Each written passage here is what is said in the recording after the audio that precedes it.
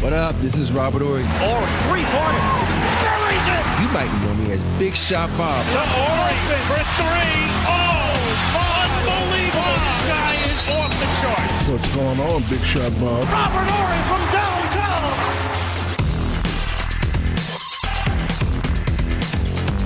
Well, let's say we've huddled up and done this 153 times. It is the Big Shot Bob podcast. B-Dog Brandon Harper. I'm Rob Jenners. And the best role player in NBA history, Robert Ory. We were talking before we started. Some dude made a video of you on YouTube. Yeah. Can you? I haven't. You just texted to us like literally a second ago, like as the show opens rolling. So obviously we haven't had a chance to watch it. But what did this guy do? What is this?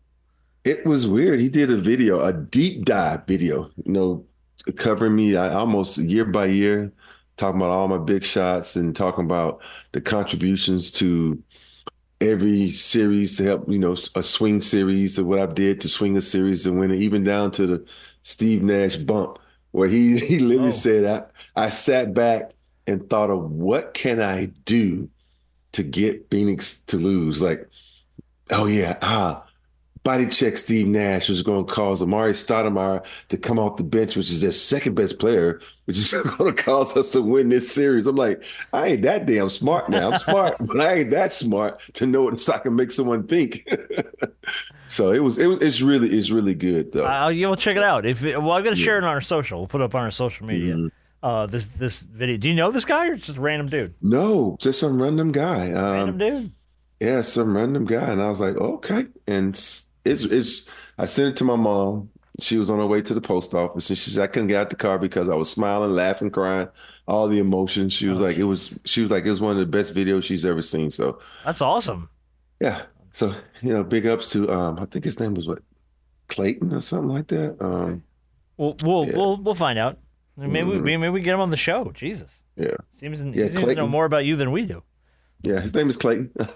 Seems to know more about you than you do, actually. I know it, right? He's giving you credit for shit you didn't even think of. He's like, yeah. I was like, did I do that? Totally did that on purpose. Yeah. Like Jaleel White and Urkel. Did I do that? Oh, God. Harp, how many random people have made videos about you for YouTube? Anybody? No? Nobody? None that I know of. I hope not. They on that other tube.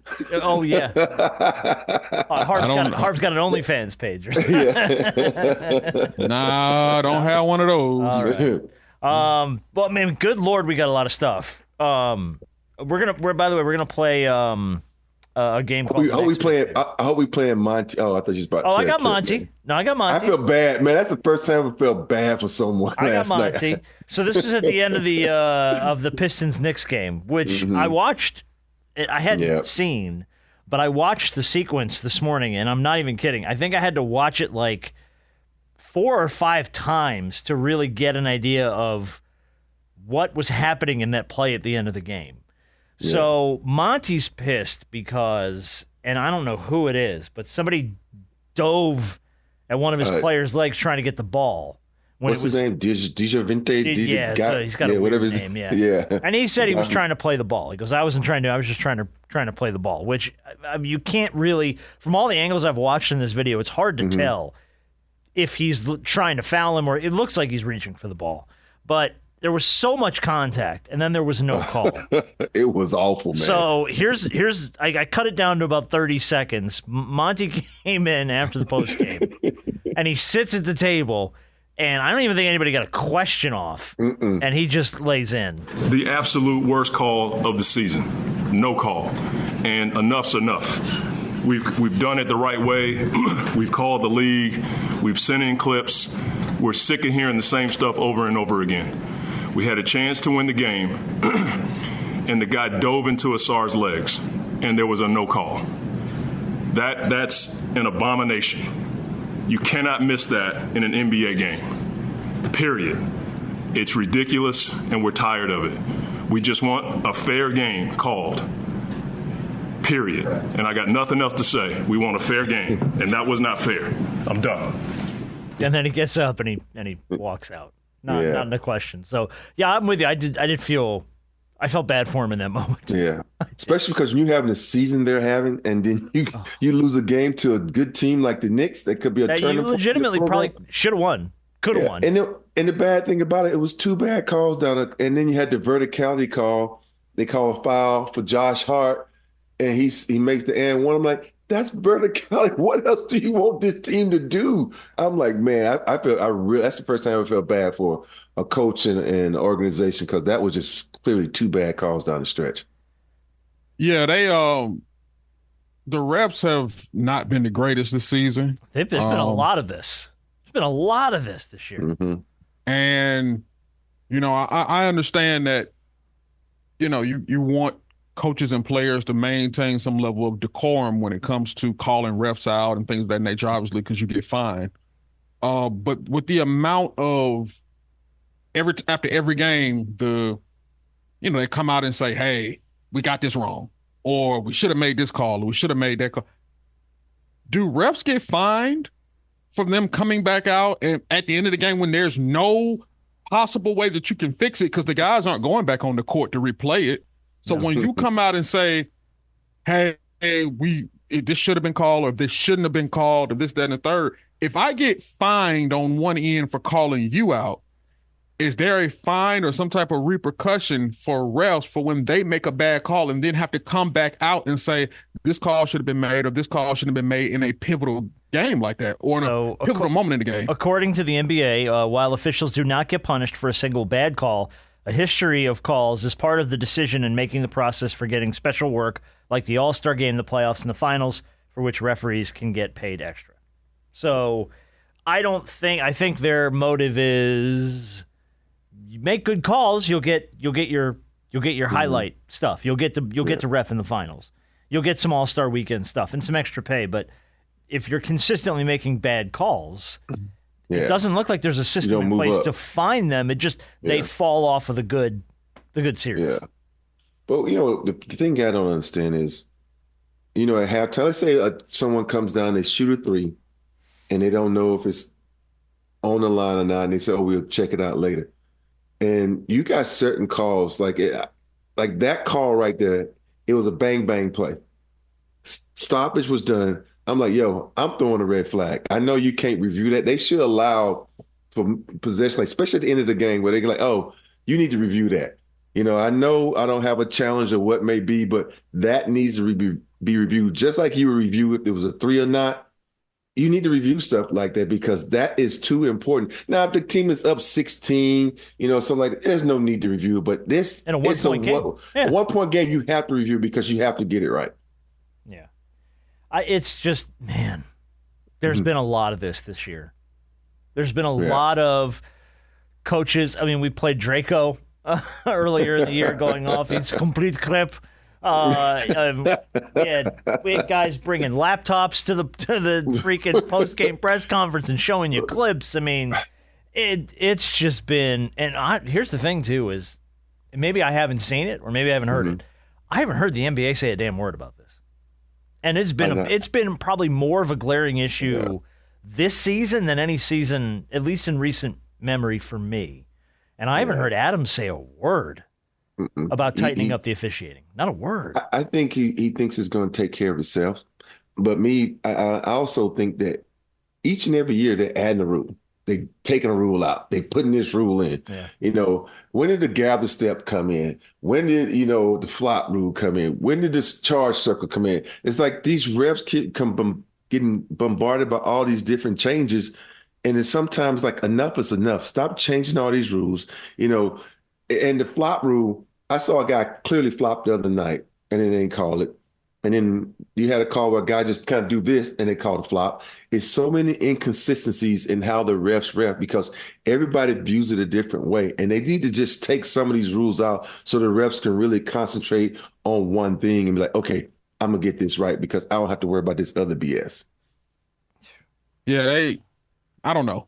I don't know. I don't know what can be done. I don't know if anything can be done, because what I'm tired of seeing is after every single game, after every pivotal call, whether you should have made it or not, looking down at the bottom of the screen and said, oh, they went back and reviewed it and it should have been called. And I'm like, What does that do? About it. What does that do? I mean, what does that do? It just makes you mad. If you're on the other side of it, it just pisses you off. Pretty much. I mean, yeah, if there's nothing that can be done after the fact, then let's not. Because there's nothing worse than coming back after the fact, like B said. Hey, we missed this call. Oh, we got that wrong. That's on us. Like, no Moving shit. on. Yeah, well, all America saw that bullshit, but you three dummies. Dude, I'll tell you what, though. Like you said, Rob, the year he's having in Detroit and the year Detroit has had, I think even stupid things like that game ain't going to make a difference for them. But morally, like from the morale of that team, getting a win over a good team in their building, it means something. It does. It has value. It means something to a team that is not going to be even close to playoff contention. Yeah. I mean, they've won like 7 games. I mean, it's not I think even. they've already been eliminated from the playoffs. Yeah, I mean, it's just nuts. It's nuts. The season they've had. But I'm like, that happened. Was it last night? That was tough. Yeah, that was tough. I did want to mention also the Heat Pelicans fight. That was from Friday. Yes, but dude, that was another one where refs were swallowing the whistle down the stretch in that game and letting them get chippy and letting them play aggressive and letting them elbow each other out and stuff. And then it just blew up. And look, man, I love Jimmy Butler. Jimmy runs hot. So, but you cannot instigate the war that game became. The end of that game was just a full-on blowout. Yeah. It got out of control. Hey, but the thing is, it worked in the Heat's favor, though. Well, what? You look at Jimmy only got a game, right? Yeah, but how about what Thomas Bryant got? What, Thomas 3? Bryant got 3 because he came off the bench. But Thomas Bryant didn't get no minutes. He wasn't even playing. He came off the bench to start throwing punches. Yeah. Hey, it's bad though when you I blame the Miami Heat because they have guys. They sole duty if something breaks out, jump in front of the bench and keep everybody in their area. But that didn't happen. And and to me, it's just scary when it spills over into the crowd. Those are ones that worry me because now that's where innocent people can get hurt. No, I know on the back of that ticket, if the print is like this 6-point font, you can't read it for nothing. Yeah, but still though, and I hate that it happened. But hey, they do it in hockey every day, so why not let them do it in basketball? Yeah, I don't know, man. Kevin Love and Zion were tangled up in this thing. But that wasn't even a hard foul. No, Kevin Love. Not at all. And it looked like, and I think Zion big ass up. And that's just it. I think Zion even said that Love was trying to kind of like break his fall on his way down. Yeah. Like he wasn't just like tackling him to the ground. He was trying to prevent him from hurting himself. Mm-hmm. So, man, that's another one that got out of hand because of the officiating. Ugly. And then we've got oh God, I've got so much random audio this week too. Holy cow, I've got so much stuff. You want to talk about LeBron briefly? I know we bring up LeBron. No? Okay. No. Moving on from because I'd rather talk about court storming and stuff like that before we talk about LeBron. Okay. Well, the only reason is, man, he's all over the place today because of the Bronny stuff. What happened with the Bronny stuff? He's telling everybody that I guess ESPN pulled him off their mock draft for 2024. And everyone's, here's a dead. So he's basically just going, look, let him be a kid. Back off him. Get off him. Yeah. But the criticism is because he was the one on social media posting shit, was it like earlier in the year, last year, saying he could play right now amongst any of these guys. Yeah. So it's like, pick a lane, bro. Either he's going to play he can play in the NBA now, or he's going to be a kid. But stop going back and forth on that.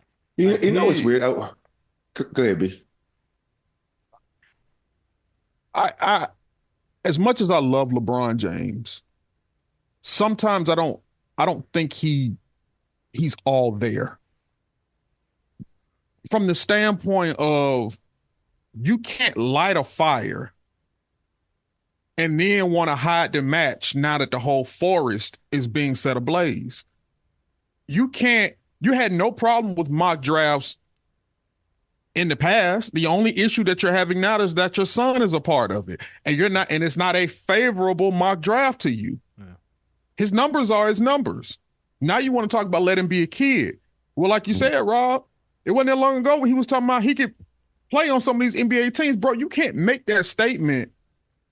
And then when the results of whatever he's showing on the floor show up in the mock draft, which a mock draft ain't 100% true. It's not an indication. They're more or less Exactly. meaningless. They're just shit for Very ESPN meaningless. to talk about. That's all it is. Yeah.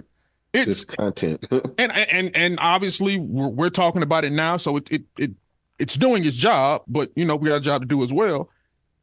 You can't, come on, dog. You can't do that just because he has James on the back of his jersey. That's not that's not an indication of what his career is going to be like. Jimmy Butler, they put him and Jimmy Butler's numbers like side by side, and where Jimmy was at a certain point in time, and Jimmy was probably like at the same place in a sense. And so they're trying to compare, and I'm like, well, don't do that because he ain't Jimmy Butler yet. Or we don't know if he'll ever have the career like Jimmy Butler. But at the same time, you can't do this. You can't consistently throw the stone and then hide your hand. Yeah. You can't do it. Yeah. The thing about it is LeBron, I mean, I should say LeBron Jr. because he had James Jr. on his jersey. Went to the UCLA USC game the other day, and I was watching him. He doesn't get no burn. He's very talented. He's playing behind two guys that are really good. And the one freshman that's supposed to leave and go, I don't remember his name, but Collins or something like that. Okay. So if he just waits 1 year, then the next season is all his because he was doing some really, really good work out there, but he doesn't, he's playing behind someone that's better than him. And he just needs to wait his turn. And then next year, USC is his team. But I wish I could say something to the whole world, like all these students that are in the stands, they be killing that kid, man. Why? Just because he's LeBron James' son? Yes. That is so unfair. No, it is completely unfair, but that's the reason. And it's just bad, man. People they screaming daddy's money, overrated. The dude is fucking good. It had nothing to do with his daddy's money. The dude is good, so leave the kid alone. And I just hate when these fans jump on these NBA kids. Let him live his life. He need to find his own path. And don't expect these kids to be their dads because some of them are better than their dads and some of them are not equal up to their dad. So leave that kid alone, man. It was just I want to stand up and say, I'm in the UCLA and I got to go forwards up because Christian's going the next and say, shut the hell up, leave that kid alone, man. But yeah, it is what it is. There's never going to be he's not going to be allowed to outrun the criticism. I don't care how good he becomes because it's part of the heavy is the head, Yeah. Your last name is James. And for Junior. Yeah, LeBron your James name is Jr. LeBron James. That makes it 10 times worse. So for all the special things and the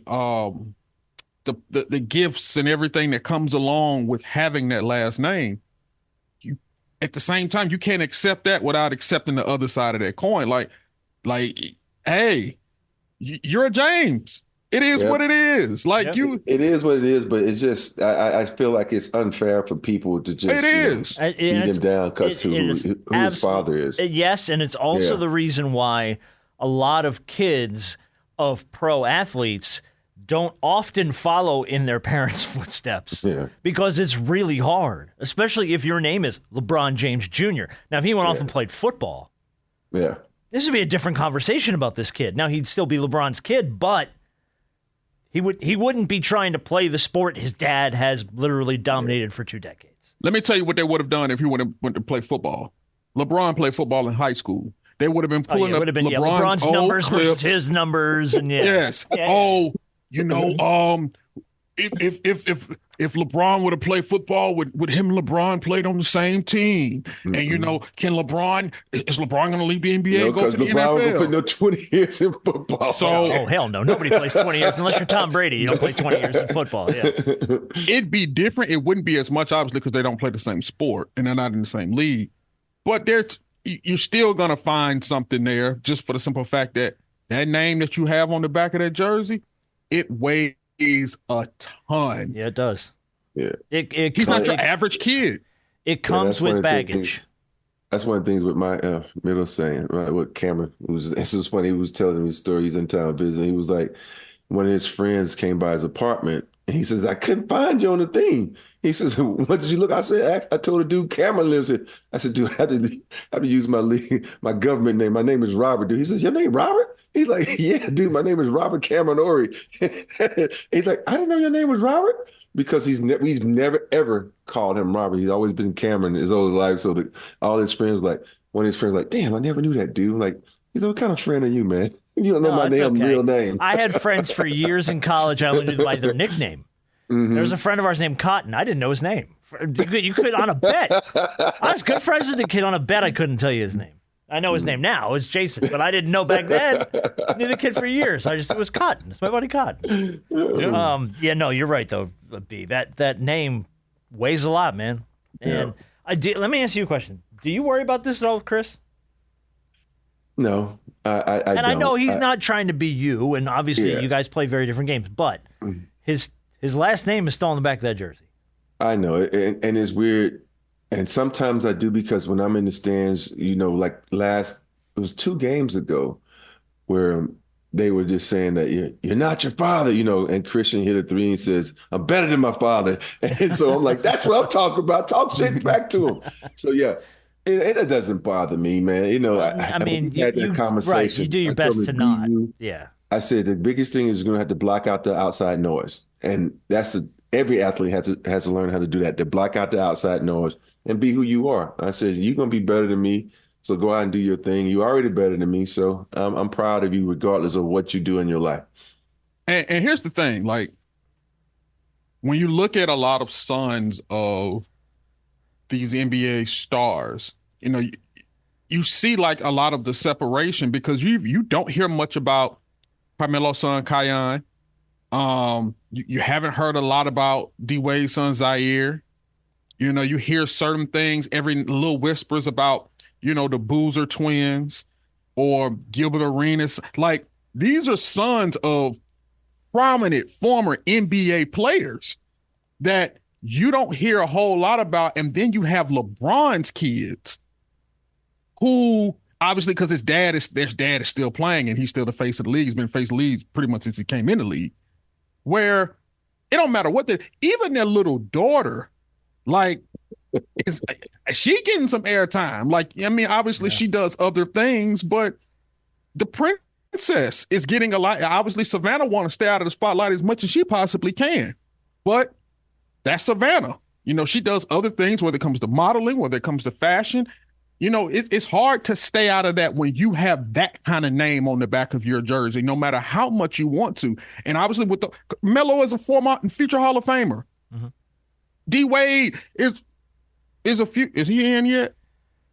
Is D-Wade in the Hall of Fame? Yeah, he went in the year before. Yeah. Yeah. Son of a Hall of Fame. Like those guys. Zaire's what, 5-6 years past high school, college? He's moved on. Yeah. Yeah, but even with that being said, just hearing their names being the sons of Hall of Famers or future Hall of Famers. Yeah. But compared to LeBron. Gilbert's son is really good. I know. He's averaging about 35 points a game. Carmelo's son is really good too. He's playing extremely good. And it's so weird to be in this high school circuit now. So you hear about all these sons, and you watch them play, and you see how much work they put in, and you just hope that they can, get away from being their fathers and just be them, and not be attached to their guys, because each person has a different game. Carmelo's game is nothing going to be like his son's, and I will say Arena's son and his game are kind of the same, because they're on the perimeter guards and they both can light it up. So everybody, you're not going to be this, if Christian was 6'9" like me, I would expect him to be just like me and better, but it's hard to duplicate the same size as your father. Only ones like that are the Boozer twins. Except the oldest, the youngest one. I don't know the ages, but they're twins. But one is like 6'10", 6'11". The other one's like 6'6". So, the one has the exact body of his father, and so he plays like his father. But he's way better than his father was at this point at his age. But yeah, these kids are coming up. So you should be proud of these kids, that these kids want to follow in their father's footstep and try to, hope they blaze the same trail. I think I'll say this. Oh, go ahead. Mm-hmm. Oh, go ahead. No, go ahead, James. No, do it. And we always say this, God rest his soul. But and God rest her soul. Gigi because like we're talking about kids or former like greats, like it hurts because can you imagine like she's in this conversation as well, just on the trajectory she was headed. When it comes to college and when it comes to being the next great WNBA player and just being the daughter and being the child of Kobe Bryant. You see what I'm saying? You want to flip it? You got Zach Randolph's daughter is a beast. You got Shaq's daughter. Miara. Yeah. She's going to Florida. So, you got some daughters of some former NBA that on the horizon that could change the league and be some beasts too. So they talk about the rise, and obviously college basketball has kind of exceeded the WNBA in a sense when it comes to just news and just the players that they cut spotlight. Mm-hmm. And so they're talking about, and I heard, Arenas talking about this the other day. He's like, if you want the WNBA to go to the next level, you got to allow these girls in college who have these storylines behind them come out of college earlier. You got to allow them to come out of They can go hardship. Well, he's saying that they can't come out after they can come out of what, after a year? Yeah, they can come out. Well, the thing is, but how many have been that good to come out though? Maybe Juju is coming out. Caitlin. But they trying to get Caitlin to stay one more year.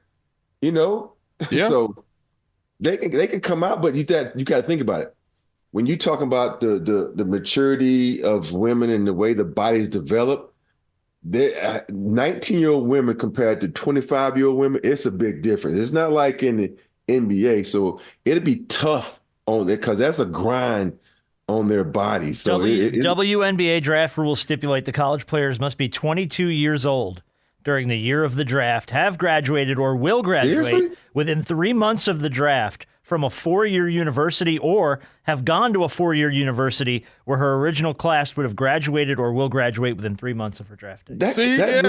Totally different. Someone did hardship not too long ago. I can't remember. It was one of the girls from South Carolina or UConn left early to go to the WNBA. Yeah, totally different. So I don't think that rule applies. I think they throw it out the window. So okay. I had to research that because I know it was one girl who went hardship. I can't remember her name. That was from the WNBA. Yeah, I just but yeah, those are the type of things where you look at the WNBA talking about how do we make it better. A lot of these girls, especially now with NIL, hell, they make it. They ain't gonna leave. Yeah, Caitlin Clark coming back, man. She's gonna come back for a 5th year because why would you? Why wouldn't you?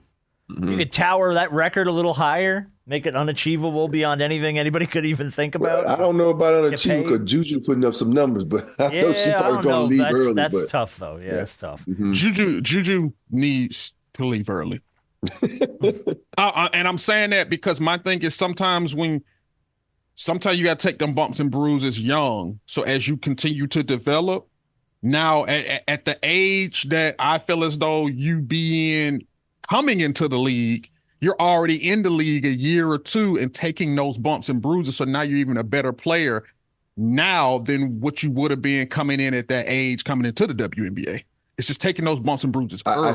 I still think she needs to, from watching her play, I still think she needs to learn the game a little more because when you go to the next level, those girls play really good team basketball. Mm-hmm. And Juju right now, she sometimes takes some bad shots because she's just that much better than everybody else. So when you go to the next level, you got to understand everybody is on the same level as you.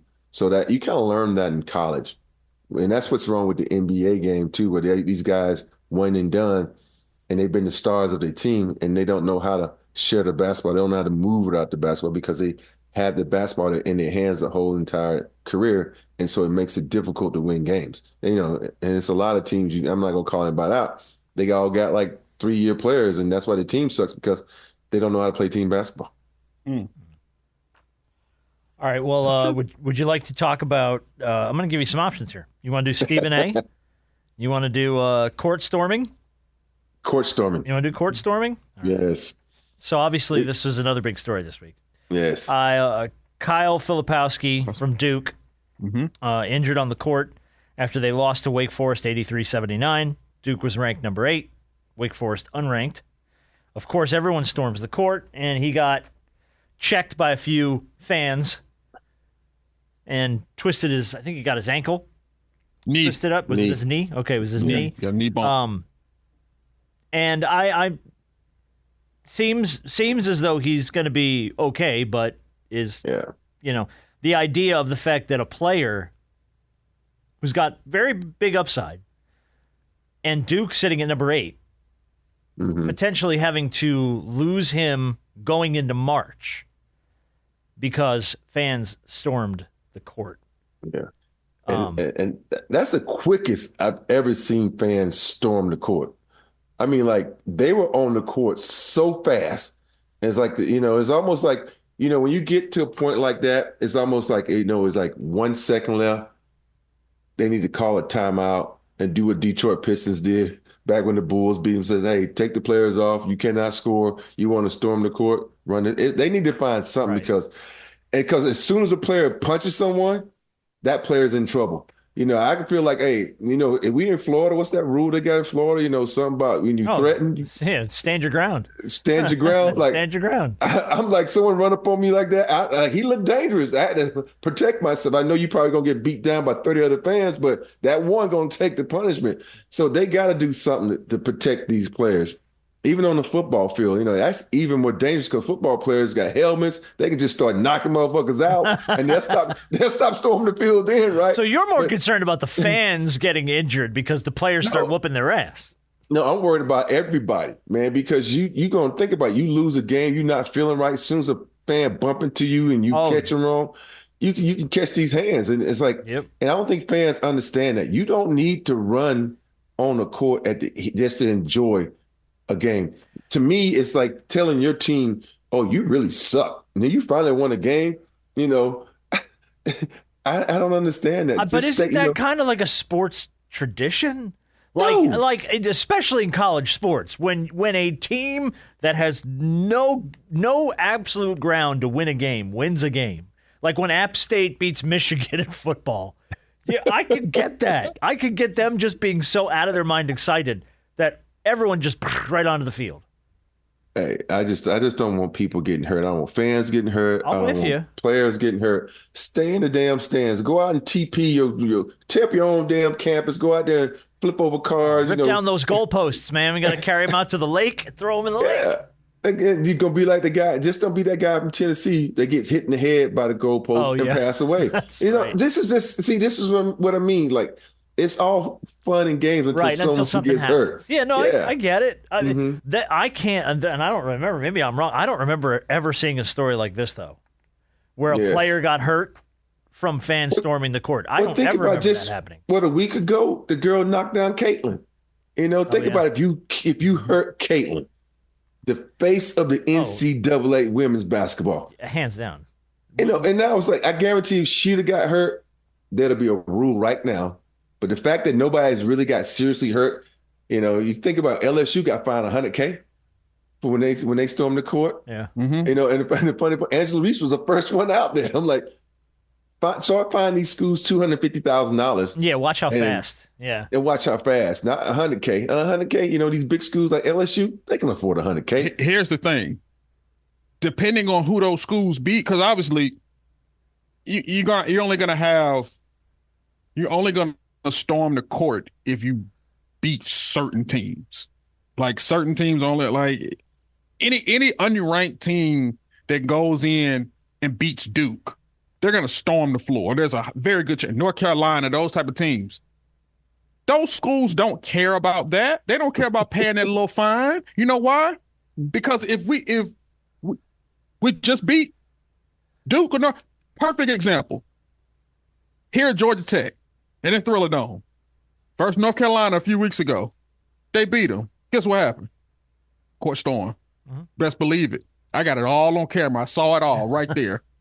It happened. You know why? Because that's the University of North Carolina. They came in ranked the number 3 team in the league, in the nation. Georgia Tech is unranked. That's going to happen. And guess what? Schools do not care about paying that little $250,000 fine. They wipe their butt with that money. Yeah, but when it keep happening, you're gonna be like, well, that's the thing. I think his point is, how could it keep happening? It's not going to keep It will happen once in a blue moon to one school here and there. But it's just going to take, I wish they would have, did something after that kid from Tennessee got killed and put it more out there that you cannot do something because this is the results of you storming the field. And they just, it's just you just have to protect the people involved, players, fans, because think about it. You have hotheads. Think about it. What's the kid from Detroit Pistons? Imagine if he was in college. Oh, him, yeah. And you run, and that's his best friend on the team. He about to kill some people. He about to knock about 3 or 4 people out. Yeah. And now he's gonna get a lawsuit, but it's your fault. Yeah, but you're on the court. Yeah, and that's right. You're down there. Yeah, if you're down there, you should. That's not a place for fans. Yeah, if you're down there, you cannot, and you get hit by a player. It's your own risk. You cannot press charges because you stepped into their world. It's your risk, and man. Catch these hands. You're gonna run onto a football field while there's players still on the football field. That's your own risk, man. Yeah, you are entering the field of play. Yeah. I understand. I completely understand the coaches because you obviously it's a safety issue for my players. I need my guys healthy. Unfortunately, I just don't think there's anything that you can do about it because you're not going to catch all those kids. Yeah. Oh, well, no. If there's like a fine you can see it happening, though, because when the kids start coming towards the court, in that instance, you can see the kids already coming to the court. And it's almost like you, as a coach, you see that shit. You got to say, you got to call a timeout. Yeah, the umpts have to call it. The refs have to call a timeout. Get your players off. And you just say, hey, we're gonna just do like the end of games when you're up 30. You just let the time run out, and then the fans can storm the court. But when the fans storm the court, it's just putting players at risk because that's not fair for players. These are innocent kids playing, and all you dumbasses run the court and run over these kids. And it's always someone like streaking. Where the hell are you going? Why are you running that damn fast? Where are you going to try to get to the middle of the court? Is there a prize at the middle of the court? No, there isn't. And it's just when I looked at that situation, I just knew he had tore his ACL or something. The way that kid hit him, in What's the way his status? Went to the sky. Is he going to be okay? I thought I saw something that said he was going to be all right. Yeah.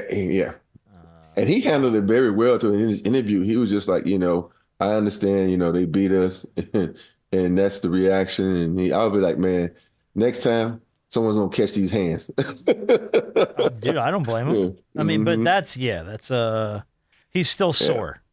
That was the last update I saw. But it doesn't look like there's any, at least I haven't heard of any major long-term injury. But you have to consider the fact that what if? What if he tore his ACL? Yeah. What the hell? Yep. I mean, God, it would be, forget it. The NCAA would have to, that's the other thing, too. The NCAA, at what point are we going to just admit this is kind of a sham organization? You got to step in and do some shit, man. You got to. Oh, we've been admitted that. Well, I know that, but it's like, but we continue to just let them be the boss, but they're like the absentee boss. They're never around. They never help. They never respond. Only when they got to come out their pocket about something. It's going to cost us money. We're gonna find a kid for something really stupid, for something really freaking stupid. Yeah. But I think the hardest thing about this is, what do you do? Yeah. That's the hardest thing. Like B said, how do you put some kind of an answer in front of schools, in front of fans, in front of everybody that makes sense? Because I really do believe, I'm with B, when you have that moment as a student body, dude, it's exhilarating. You want to, I don't know what you get from storming the court, but everything in your body's like, I'm going to run out there and celebrate. But when it comes at the expense of a kid's health, or anybody's health, that's some shit. You was a little kid, like anybody in my area, you get hit, it's on you. Every player start doing that. This anybody is my bubble. You come into the bubble and you get, It's like when you were a little kid and you're just like, I'm going to just kick in this direction. And if you run into my foot, that's on you. Yeah. We're all 8-year-olds. Yeah. B never did that. He was a nice kid. Look at the eye roll. You felt that through the computer. Shit. All right, we got a couple more quick things here, and then we'll move on to big shot of the week, and then our game. Do we want to? We can punt any of this to shoot around if you want. Did you want to get into any of the Stephen A. stuff? I didn't see the Stephen A. stuff. So Stephen A. and Stephon Marbury. Actually, it was more Stephon Marbury than it was Stephen A. So Stephen A. went after Zion again this week. for his weight. I saw that. Oh, okay. Yeah. So I'm going to play the clip.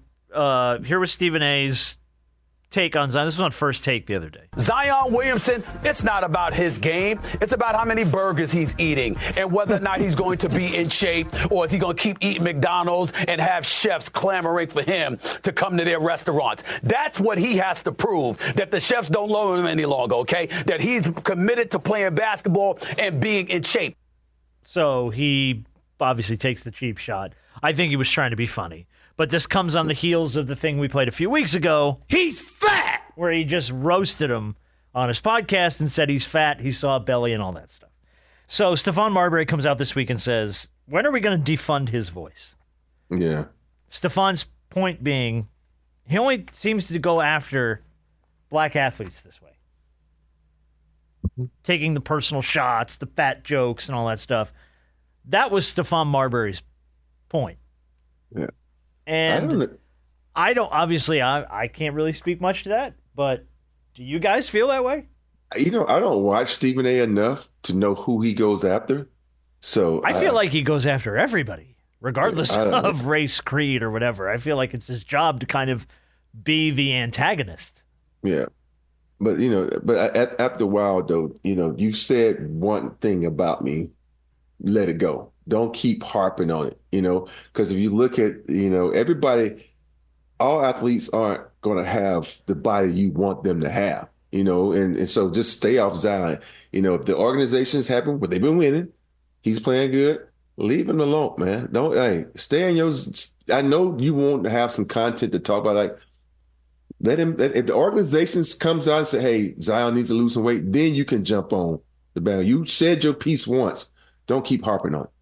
And they did respond back. They fired back at him, and they pulled up. Obviously, it's an old thing. Shit. They pulled up Stephen A's high school stats as their response. Here's the thing: we know Stephen A. Smith is an antagonist. This is what he gets paid to do. He is the antagonist of ESPN. He's very, very, very good at what he does. He does have the knowledge, but yes, he's an antagonist, and he will, for content's sake, for content purposes, he'll take his shots and things of that nature. And yes, it can get annoying. It definitely can get annoying because you can see it from a mile away. You know what's going to happen. You know what he's going to say. You could be talking about Stephen A. Smith or John Kincaid for me. That's a little bit of an inside joke for Harp. But guy who used to co-host Shaq's podcast with Harp and I, his name's John Kincaid, and he used to work here with us in Atlanta. And John had that same approach. A lot of times you knew he was going to take the cheap shot, and you could see it coming. And you almost couldn't get mad at it because you knew it was coming. So you were just waiting for the cheap shot to go, oh, there it was. Okay. And it was like you had to have your hands up. But I get that same vibe from Stephen A. to your point. Yeah. It's coming. You know it's coming. And I got to be honest with you, as much as I really like Stephen A., I get annoyed by him. Hell yeah. Because sometimes I don't want to always hit at. Yelling. All the damn yelling. Yeah, because sometimes we focus more on the act than what he's saying. Because one, we probably heard what he's saying a million times before. And so there's just a new act that's attached to it. So, for people who may not listen to it and this is the greatest thing ever, when it's like, nah, we've seen the rabbit pull out the hat before. And so he's great at what he does, but if you're going to continue to attack Zion because of this, even when they're playing well, yeah, we know the man got to watch his weight. We know New Orleans probably may not be the best place for him with all the good food down there. But at the same time, they're playing well. He's playing well. Ease off him a bit. Now, I don't know about defunding his voice. That was Stephon Marbury. Yeah, Stephon Marbury just basically said, how much longer are we going to give credence to the shit that he says? hey, as long as ESPN want to pay him. That's absolutely right. As long as that check clears, you're going to hear him run his mouth. You know what? Because I'm going to put it to you like this. As heavy as that ESPN name is him and Pat McAfee and Uncle holding Shay. that bad boy up. And Stephen A. Smith down there with him. I mean, Shannon Sharp. Yeah, Shannon Sharp. Yeah. So it's Uncle Shay, it's Stephen A., it's Pat McAfee right now. That's the brand. So, ain't no defunding no voice no time soon in the foreseeable future. Unless there's someone on the horizon coming that we don't know about. All right, quickly before we do Big Shot of the Week and play our game, have you seen the new Clippers logo? Yes. What do you think? I didn't know a Clipper was a ship. Yeah. Skipper. I just never associated the LA Clippers with a ship. I never drew the correlation before. I knew a Clipper was a ship. I said, what in the Carnival Cruise Line is this? It was, didn't it? Didn't it? It's not even like, and here's the thing. You didn't pick like a sailboat, which is what a Clipper is. You put a fucking yacht in there. You didn't put a yacht. Bomber luxury yacht in the middle. That's Bomber Cruise Line. Yeah. Does he have a cruise line? No, but I wouldn't. I'm like, he got a shit ton of money. He might, But I'll tell you what, man, it feels very highbrow,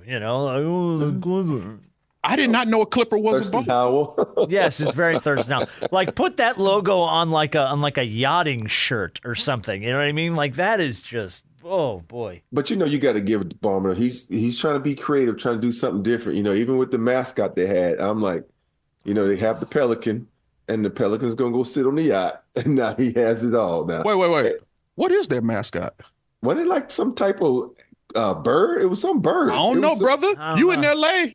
You ain't crypto more than I am. I represent the Lakers. I don't know. But you there. I'm pretty sure you've seen something. It's a condor. A condor. Chuck the Condor. Hey, hatched in Los Angeles back in 2016. He's got a 10-foot wingspan. And he wears the number 213. Really fast, right? I think it disappeared. It was come and gone, man. It was a fast. Here you go. Let me see if I can. But you got to think about this. You're leaving. About to say Staples/crypto. Oh, I have seen that before. I'm glad they got rid of Condor. Yeah, I'm glad he flew away. Yeah, his ass is new arena, new uniform. You have to come. You trying to rebrand them. So I get what he's trying to do because you hadn't won. You might win this year, and if you can stay healthy. And so now you got to go into this new building. You need new branding. You need new money because he does. I'm not knocking the brand, the move. I just was like the leaning in heavy on the ship thing. I didn't really. Yeah. It didn't gel for me. He didn't put them on the uniforms though. Yeah. I mean, he kept just changed the font basically. And the Intuit Dome and everything they're doing. I mean, look, I'm sure that stadium is going to be incredible. And I agree with you. I think that legitimately, if there's a year where you could look at the Clippers and go, well, maybe this is maybe a year that they could make some noise if they could stay healthy and keep playing the way they're playing. Man, Go ahead, B. No, go ahead. I said, how good would it feel to have double fuck you money? Because that's what Ballmer has. Oh, my God. No, yeah, like triple. I mean, dude, anybody that was tied up in the beginnings of Microsoft and Apple back in those days, they got fuck you money beyond anything. Yeah, people who have fuck you money go, I wish I had his fuck you money. I think he's top 10, and I think he's like the, I don't know. Richest people on earth. The richest man in the world or something like that. Yeah. And I think he's the richest owner, I believe, in the NBA. Or is it the Nets owner? I thought it was the Portland owner. Oh, they're all rich. It doesn't matter who's the richest. Maybe. When you get to when they stratosphere, they all got billions, man. Ain't nobody up there. There's like 7, 8 of them that are just like, who do you want to kill? I do today? believe this. Go ahead. That Intuit Dome, that is going to be a tough place to play. I do believe that, and I'm being completely objective. I do think with as good as this Clipper team is, that's going to be a really hard place to play. You start talking about, home court advantages because now they actually can create one, minus obviously, Why?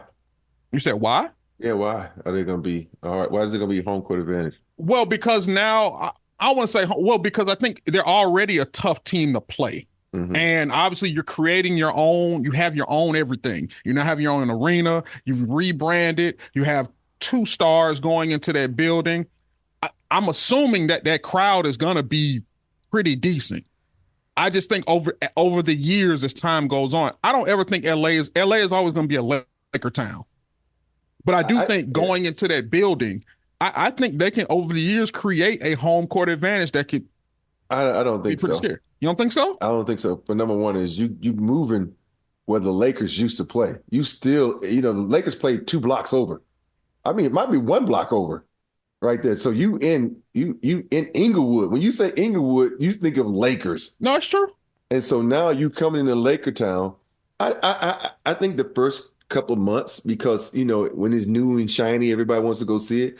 Unless they really start winning, I don't think they still gonna have home court advantage, because it's not a Clipper town. It's a Laker town. What kind of numbers do they get right now at crypto? Do they do don't all sell right? out. They don't sell out when they play New York. They play, Philly. They mostly sell out when they play the Lakers and the good East Coast teams from Boston, Milwaukee, Philly, and everybody else is a no-no. Maybe Miami, because Miami has a huge following out here. But that's LA is such a unique city where obviously the history and everything with it being the Lakers, it's a Laker town. Yeah. But the Lakers are not the better team in that city right now. And the fact that they're still the ones, and they're going to sell out because they're the Lakers. But then you have the actual better team currently in the Clippers, who are kind of like the redheaded stepchild. And you know what I'm saying? They ain't won that, man. Until they win a championship, nobody's going to jump on that ship. You're right. Clippers are 12th in the NBA right now in average attendance, averaging just over 18,000 fans a game. You smack dab. You're pretty much in the middle. The Lakers are 11th. Oh, wait a minute. Good Lord. So they are neck and neck so far this season. The Lakers get 2 more extra fans. Yeah. But here's a part, though. You got to understand. How much carryover between those two? Laker tickets are 15,000. Clipper tickets are 2,000. So that's why the difference in attendance. Which one can you afford to go to? I can afford to see the Clippers. Yeah, exactly. Can't afford that Lakers shit. Well, you guys, what? When you're in the Intuit Dome with the fancy yacht on the shirt, yeah, you ain't going to be able to afford that Clippers ticket no more. Exactly. So now we're going to see what Clippers fans are really worth. The All-Star game is there in 26. Yeah. Is it 26? Yeah, I think it's 26. Yeah. Well, we'll see.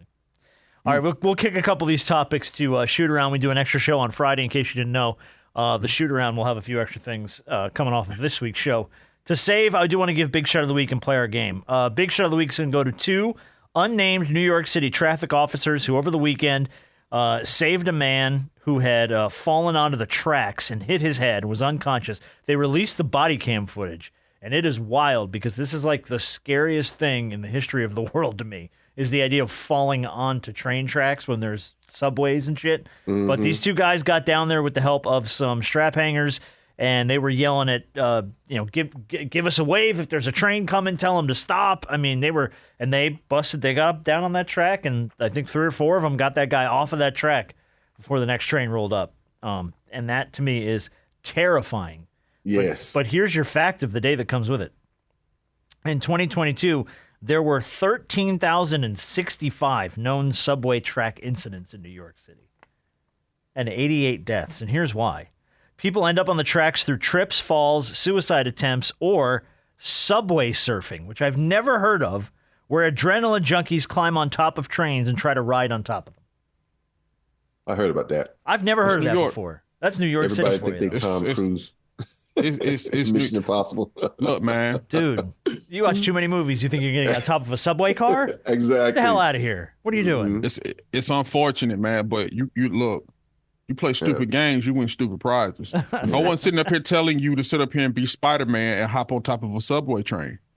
You are not look, I don't care what you think. You are not Batman. You are not Bruce Wayne, and you are not, it ain't happening.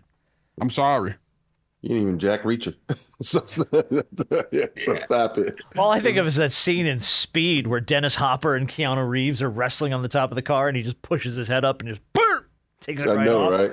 Clean off, and like that. Yeah, that would happen. No, but big shout of the week to all the guys from the New York City Police Department and the Traffic Transit Authority who jumped down on the tracks and saved that guy's Truly life. putting your life at risk. Dude, that's crazy. Stranger. They probably, I guarantee you, like so many other professions, what their job is calling for, they don't make anywhere near the money that they should. Oh, no. True. Like, not even close. Just because of some of the cases, some of them are from pure stupidity. Like, I got to save you from your own stupidity when it comes to this. Yeah. I got to save you from dumb. Yeah. Give me a raise. All right, let's play this week's game and wrap this thing up this week. So this week's game is called The Next Big Thing. I saw some stuff online this week that I shook my head at, where I was like, how is this a real business that people operate? There was a story online this week. Did you see the story? I don't know if you may have. About companies, more and more of them are popping up around the country where you can pay people to cuddle. Like you can cuddle.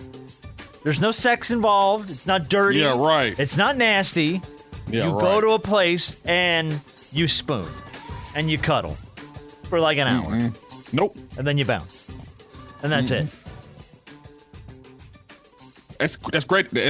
That ain't even great in theory. No. That ain't. It always ends in sex. Cuddling ends in sex. Usually it happens after sex, but if you're doing it before sex, then it's going to end in sex. But anyway, so I've pulled 8 businesses here. I'm going to give you guys 8 businesses. You just got to tell me if it's a real business or if it's a fake business. Okay? Oh, I like this game. All right.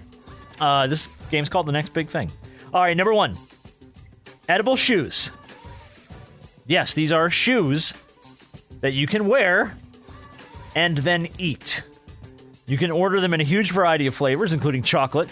And while most companies that make edible shoes are also in the business of producing more conventional fare, edible shoes are a business on the rise. Is that real or is that fake? Real. I'm going to say fake because that shit nasty. Think about you wearing some damn shoes outside. It is nasty. And then eating. I don't want to touch my shoes after I've been out in the world. I like, when I take my shoes off, I wash my hands. I'm like, ugh. Why the chocolate bitter? Hey, that's that. And if it is a real company, that's one company I'm not investing in. No, because that shit ain't gonna last long. I think it's real. This chocolate's got cheese in it. Yeah, that's weird, man. That is a real company. That is a real company. That's point for B-Dog.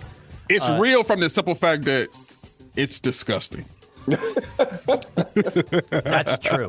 That's true. God bless. All right, story number 2. Business number 2. This company is called Not Again. K-N-O-T. Not Again. A company dedicated to untangling your worst knots. From jewelry to headphones to extension cords. They will come to you for a minimal price. Is Not Again a real business or a fake business? That sounds too real to actually be real. And that makes no sense whatsoever. Oh, my goodness. What world do we live in, by the way? That sounds too real to be real. Makes too much sense. I'm going to say this is a real company because I guarantee there's a bunch of old people, elderly people that have these knots and they want it done, so they'll pay them to come and do it. My thing is, you don't know nobody, a neighbor that can go get it out for you? The knot, too. Oh my goodness. Well, on that note, I'm gonna say for the heck of it, I'm gonna say fake.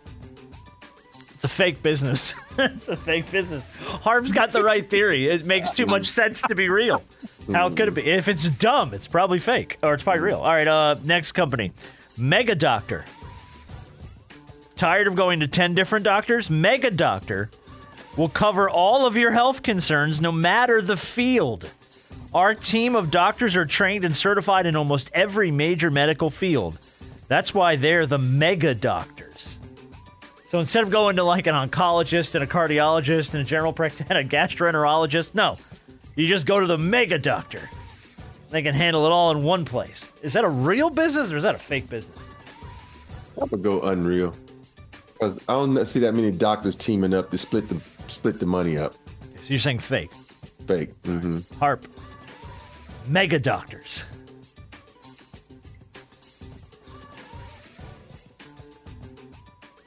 I'm going to go real. Hey, back in the game, Robert Ory. That is a fake business. That's a fake business. Doctors are too damn greedy to split the profits. What I'm saying. Yeah, hell no. I'm a cardiologist. You're going to pay me. You're going to pay my brother. And you're going to pay him. Yeah, okay. All right, business number 4. Hire goats. Have you moved to the suburbs? Forget about pricey lawnmowers and paying landscaping companies when you can hire a goat. Hire goats takes the meaning of natural and eco-friendly products to a new level by letting you rent goats to eat your grass. This instead is of paying I saw this. for landscaping. Is that real or is that fake? It's real. I saw this one. Yeah, I think this is real too. You're both right. It is a real business. I saw this one. That was giving me the most uneven shit. Rob, what's wrong with your lawn? Well, it's eaten by goats. It's not like And apparently. and the stench you smell, don't worry about it. That's just that's fertilizer. fine. Yeah. So they ate the lawn uneven and then shit all over it. Good job, guys. Thanks. I'll just pay a landscaper, bro. What are we even doing? All right, number 5. Virtual dating assistant. If you're fed up with the dating scene, outsource some of the work. Virtual Dating Assistants Select creates online dating profiles for you, has conversations with potential dates, plans and organizes the dates on your behalf. All you got to do is show up and be yourself. Is that a real business or is that a fake business? Real. Once again, you're both right. That is a real business. Yep. I would like you to meet my representative before you ever get to meet me. That's so because one of the hardest things that people have trouble with nowadays is relationships and talking to other people. So people are going to make money off of your laziness. Yeah. Ineptitude, social inadequacies. Yeah. Okay. Gotcha. All right. Number 6. Oh, Lord. Number 6. Chirp and Slurp. That just don't sound right. This is a bar for people watching and bird watching. Get sauced while you're looking at birds outside and staring creepily at the other people inside. So a bar dedicated to people who like to people watch and bird watch. Chirp and Slurp. Real business, fake business. I said fake. Fake. Once again, you're both on me. Yeah, that's a fake business. That's just that doesn't exist at all. But I do love the name Chirp and Slurp. I don't know why. All right. It just don't sound right, man. It sounds like what's the girl name? She does all the shows. She said, "You got me right here clicking and fucking." Oh God, I don't know what you're talking about. You remember the movie? What's her name? I'll tell you. I'll look it up and tell you next week. Look it up. I'll look it up on a break here. I'll tell you in a minute. All right. Ally is our 7th business. 2 to go, by the way. Ally, spelled AL-LIE. Tired of finding people to help you cover your tracks? This business is available as an on-call alibi to back up all the lies you either tell on your resume, to your boss, or to your significant other. Now you can have an ally. So is Ally a company dedicated to being your fake alibi whenever you need one? Oh, no, yeah, he knows how to run Word. Hey, he's proficient at it. Real or fake? I think real. I think real, too. I wish this was real. It's fake. Oh, it's fake. But shit, this is $1 million business idea, and I don't know why it hasn't been created yet, because we need to jump on that. You remember it was Regina Hall and About Last Night? She would tell about, she had the thing, you got me running around here clucking and fucking. Oh, no, I don't remember that. I love Regina Hall. I love Regina Hall. She's like my favorite. All right, very last one. Business number 8, Dirty Rotten Flowers. Bad breakup, good sense of humor, despite drive your decision making. Dirty Rotten Flowers is for you. This business sends bouquets of dead, rotting flowers. Yes, to the it is people that you business. dislike in your life.